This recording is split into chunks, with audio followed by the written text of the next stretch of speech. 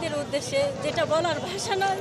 আমাদের ছোট ছোট বাচ্চারা আজকে কি হাল, কি অবস্থা, তাদেরকে দেখে ঘরে থাকার মতো আর মন রইল না। সেই জন্য আজকে আসছি ওদের বিরুদ্ধে লড়তে এবং জিহাদের ডাক দিতে। সেজন্য আসছে যেন আর যুদ্ধ এরকম মানুষ, নিরীহ বাচ্চাদেরকে এরকম আর গণহত্যা না করে। কারণ আমাদের দেশে একসময় যেভাবে ছাত্রদের উপরে গুলি হয়েছিল, ছাত্র ধ্বংস হয়েছিল, নিজের চোখে দেখা সেই 10 নম্বরের গোলাগুলি আমরা তো নিজের চোখে দেখছি। আমার বাসা মিরপুর 14-তে। আমি অনেক বাচ্চাদেরকে দেখছি যে আমাদের মার্কস হসপিটালে মাথা ছিন্ন ভিন্ন, হাত নেই, পা নেই।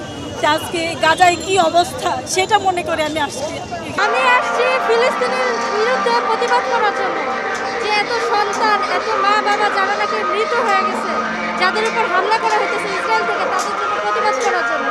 আর সবাই আমরা নিন্দা জানাই যে যারা নাকি এই কাজগুলো করতেছে ফিলিস্তিনের সাথে ইসরায়েলরা, সেটা আসলে করা ঠিক না।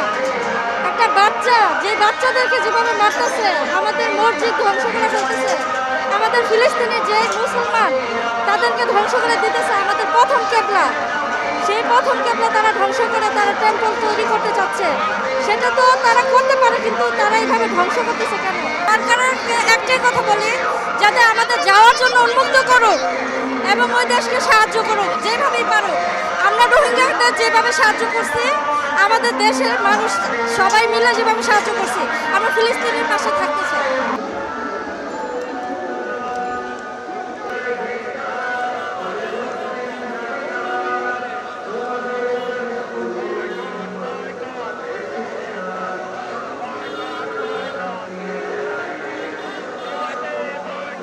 যে মুসলমান ভাইরা যে নির্যাতন হইতেছে, এটার প্রতিবাদ জানানোর জন্য, আর আমরা এক মুসলমানের জন্য আরেক মুসলমানের ঈমান শক্ত করার জন্য আমরা এই দাবিতে নামছি।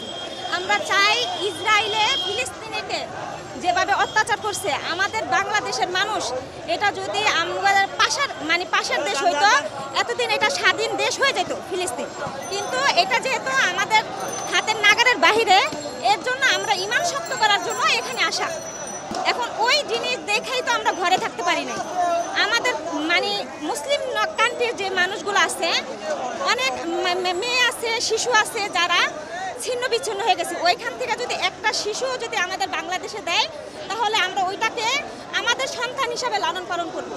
আমরা শুনছি যে এটা নাকি ফিলিস্তিনিরা নাম উচ্ছেদ করে দিচ্ছে, কিন্তু আমাদের দেশ মুসলিম কান্ট্রি।